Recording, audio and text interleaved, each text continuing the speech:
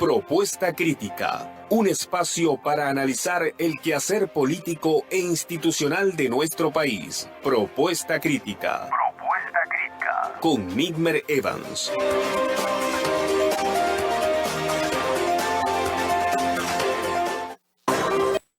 Propuesta Crítica a través de Fe y Alegría. Y ya empiezan a sonar los teléfonos, pero no hemos dado los números. Hoy vamos a abrir un poco el espacio y vamos precisamente a permitir que ustedes interactúen con nosotros en este marco de una nueva etapa del programa, ahora los martes en la mañana. Les recordamos que los números de teléfono de cabina de Propuesta Crítica son 0212-564 3911 y 0212-564-8978. Quien les habla, Nigmer Evans. Bueno, inicia esta hora para compartir con ustedes en relación con los segmentos que tenemos pautados. Hoy vamos a hacer una inversión de los segmentos y en el primer bloque vamos a compartir con ustedes lo que dicen los del medio. Creo que tenemos la tapa de presentación ahí lista. Propuesta Crítica, lo que dicen los del medio. Bueno, yo iría haciendo alguna revisión de titulares de prensa. Arrancamos con el Nacional. El Nacional nos dice que las importaciones han caído 45.4% en los últimos 8 meses. Esto por supuesto que apenas son indicadores extraoficiales. Es importante aclarar que no hay cifras oficiales al respecto, y al no haber cifras oficiales al respecto, pues todo se puede especular en este sentido. Ahora, no es muy difícil, aún a pesar de que puede rayar en la especulación, el hecho de que la escasez está directamente y es directamente proporcional y está directamente vinculado al hecho de que las importaciones hayan caído en un 45.4%. Algunos estudios de Visor 360 Consultores afirman, proyectan que para este año las importaciones estarán en alrededor de 3.500 millones a 4.000 millones de dólares. Para que ustedes tengan una idea, el año pasado las importaciones, según la proyección de Visor 360, es que se importó 7.000 millones de dólares. Y para que tengan una referencia aún mayor, hace 3-4 años las importaciones de alimentos eran de 10.000 y 12.000 millones de dólares. ¿Qué quiere decir eso? Que hemos llegado a menos de un cuarto de la cantidad de importaciones de hace 4 años. La pregunta es la siguiente: si esto es así, ¿cómo se puede hablar claramente de guerra económica en relación con los diversos factores que dice el gobierno que son los que están atacando la economía venezolana? Pero por otra parte, ¿cómo hablamos de guerra económica si en el diálogo y los primeros acuerdos establecidos por el diálogo nos damos cuenta que tanto el PSUV como la MUP, el gobierno y la Mesa de la Unidad Democrática, deciden y expresan claramente trabajar en conjunto en contra de los especuladores, en contra de la distorsión de la economía? O sea, en pocas palabras, hay primero un reconocimiento de que efectivamente hay una distorsión de la economía. Eso es un avance importante, pero lo interesante es que ahora quienes eran los causantes de la distorsión forman parte del equipo junto con el gobierno que van a acabar con la guerra económica. Entonces la pregunta es: ¿contra quién es la guerra? La guerra económica es... antes era contra la Mesa de la Unidad Democrática, se decía que era la oposición la que conducía la guerra económica. Hoy, pues no nos queda la duda y la incertidumbre después de estos acuerdos de a quién se confronta. La guerra económica será entonces entre el gobierno y la oposición, ahora denominado régimen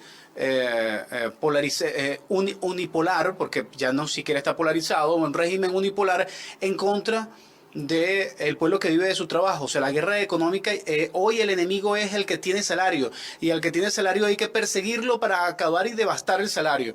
Bueno, ya no parece muy difícil, son $15 lo que equivale al salario mínimo hoy en las cuentas que usted quiera sacarlo.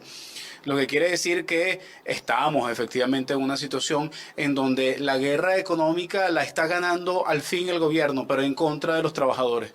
Y la está ganando en alianza con la Mesa de la Unidad Democrática. Es una cosa muy curiosa. Claro, si estos dos factores se unen, sin duda alguna van a ganar la guerra.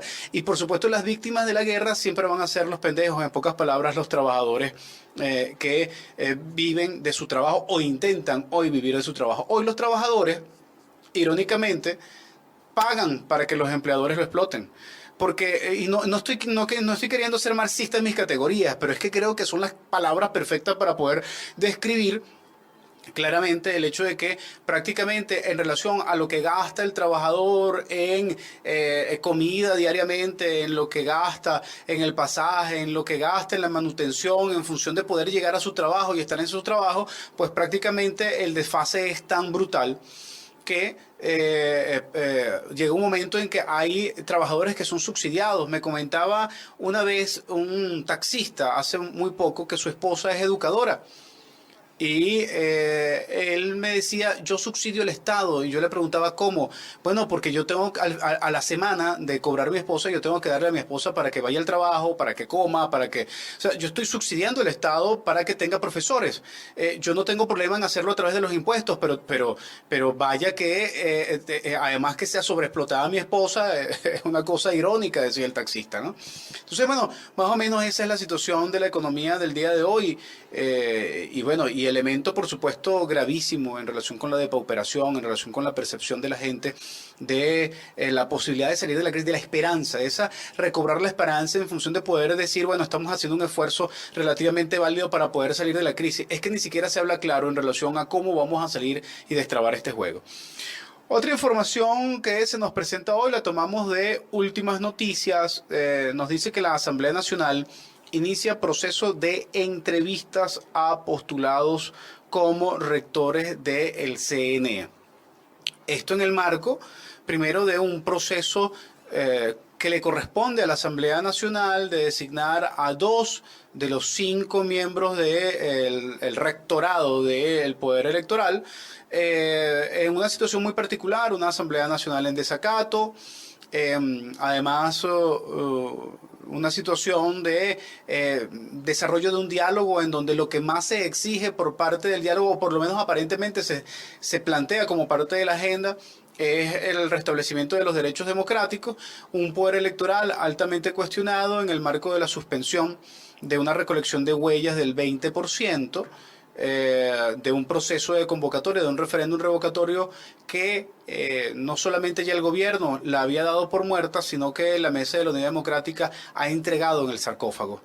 El referéndum revocatorio, lamentablemente, hoy en manos del diálogo, en manos de las 2 cúpulas que ahora forman parte integralmente del régimen, han sepultado la posibilidad de que se desarrolle el referéndum revocatorio. Quiero además hacer el siguiente énfasis. El referéndum revocatorio de manera formal no ha muerto. Algunos dirían que está de parranda. No sabemos ni siquiera si está de parranda. Lo que sí estamos claros es que la necesidad de que podamos nosotros entender que el referéndum revocatorio tiene una situación muy particular, porque hasta el 1 de enero la ejecución del referéndum revocatorio implicaba salir del presidente Maduro e ir a unas nuevas elecciones.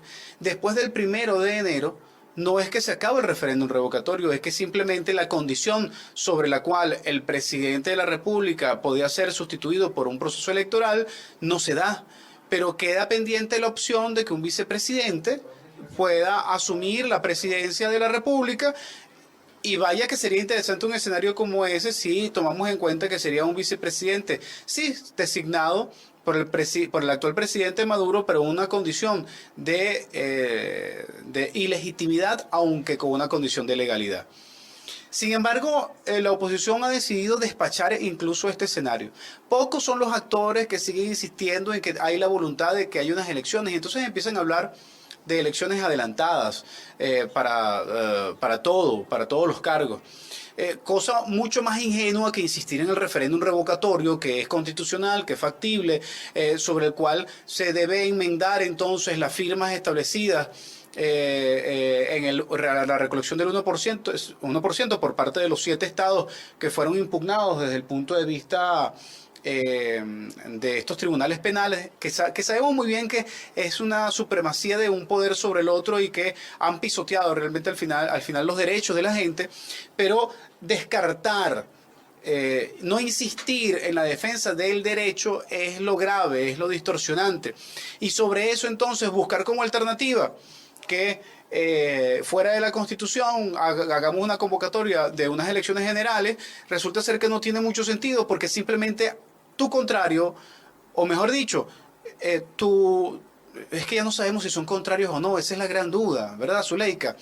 Tu adversario político aparente, pero que con el que al final estás negociando y estás generando un régimen nuevo, no estás de acuerdo con eso. Ya no es un problema de confrontación, es que no estás de acuerdo. Y como que tú tampoco, la democrática, como que tú tampoco estás muy de acuerdo. Entonces, en ese juego, al final lo que se cercena son los derechos de la gente.